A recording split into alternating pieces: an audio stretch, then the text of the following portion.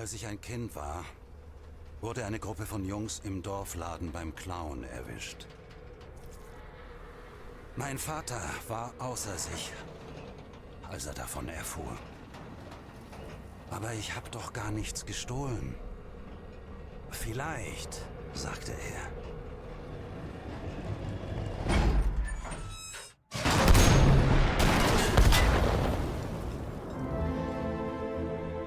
Aber du warst dort. Every good story has a central theme it's trying to convey. Some can portray a message about hope and freedom, while others can remind us about a dark side of history. The Lost Tiger in Battlefield 5 has its own message it's trying to convey, one that I think is quite admirable in the social and political climate of today. In this video, I want to analyze what exactly that message is. Despite the controversy around Battlefield 5, you have to admit, The Lost Tiger was fantastic for a single player experience. I'm not necessarily interested talking about the gameplay or collectibles. The purpose of this video is to analyze The Lost Tiger like any other piece of media. Firstly, I want to give my brief opinion on the war stories in Battlefield 5. Overall, I've never found them enjoyable, and they usually don't add any meaning, in my opinion. However, The Lost Tiger has had me rather fascinated. Before getting into the themes of The Lost Tiger, I want to discuss Battlefield 5's storytelling first. Starting off with the characters, one aspect that I felt was missing from the Battlefield games was individual characterization of its protagonists. Each character is completely one-dimensional, and what I mean by that is that they lack any qualities or flaws that make them interesting. Right. Yeah. Great. However, The Lost Tiger puts each of these war stories to shame. In the first cutscene in The Lost Tiger, we are introduced to all four of the Tiger crew. The first character introduced is our protagonist, Peter Muller, the only true multi-dimensional character. I'll be talking about him later.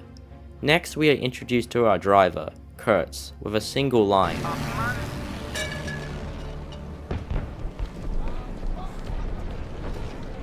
Ist doch sowieso bald alles vorbei.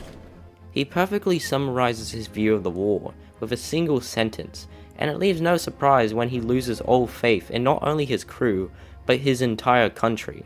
Next, Schroeder, who introduces himself with a formal yes sir. However, one character that I haven't brought up yet is Hartman. He's clearly a nervous wreck due to the fighting and chaos he's likely seen. His shaking hands when he drops a shell gives an impression that he may be suffering from some sort of post-traumatic stress. And all of this is shown with no dialogue as well. Now that we know our characters, what I want to emphasize here is the dialogue. It's not outstanding by any means, but it's very effective at letting us know each character's personalities. Schroeder has a massive role in The Lost Tiger, and I'll be talking about him first. Schroeder believes what he's fighting for is good, and in the story he acts as a manifestation of the Nazi Party itself, which is highlighted by this scene when he convinces Peter to send Hartman to scout ahead. Statusbericht. Hier werden wir uns nicht lange halten können. Jemand muss da raus uns einen Weg suchen. Schicken Sie Hartmann. Wovon zur Hölle reden Sie da? Der Mann ist nicht in der Verfassung. Vertrauen Sie auf unsere Stärke. Das waren doch eure Worte, oder? Keine Schwäche, keine Sentimentalitäten. Oh, Herrgott nochmal. Sie sind zu wichtig. Das können wir nicht riskieren.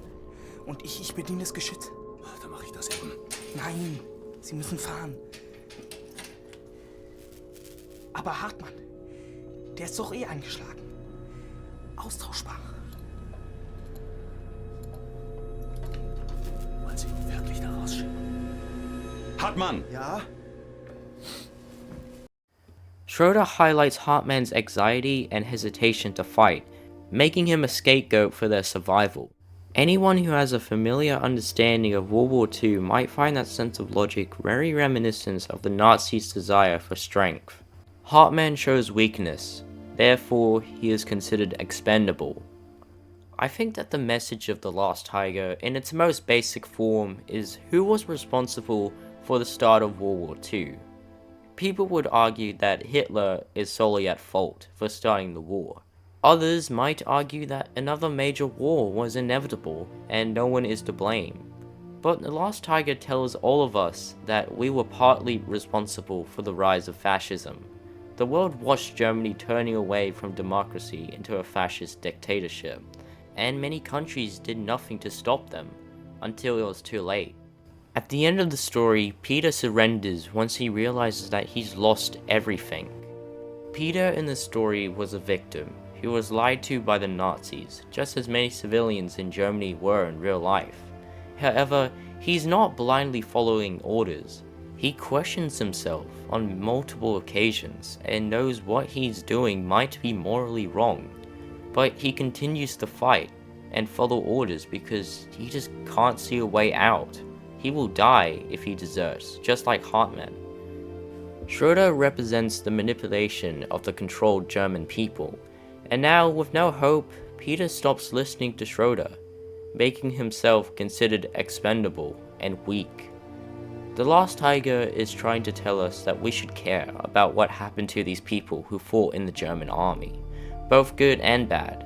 It's telling us that we should try and understand their motives and what led them to fight for an awful government. I'm not saying that we should have empathy for them, that's entirely your opinion. The Last Tiger has one key detail that I believe is incredibly important.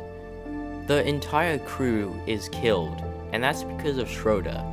Every single character dies because of something Schroeder either did or says. He kills Hartmann when he convinces Peter to make him the scout. Bitte, Peter. Ich kann wirklich... Raus aus dem Panzer, Hartmann. Ich möchte, dass Sie Ihre Pflicht tun.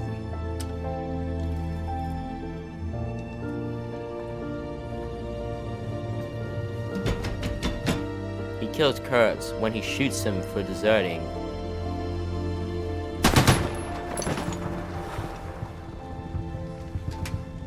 war ein Verräter. Kurt! Kurt! And lastly, he kills Peter when he surrenders.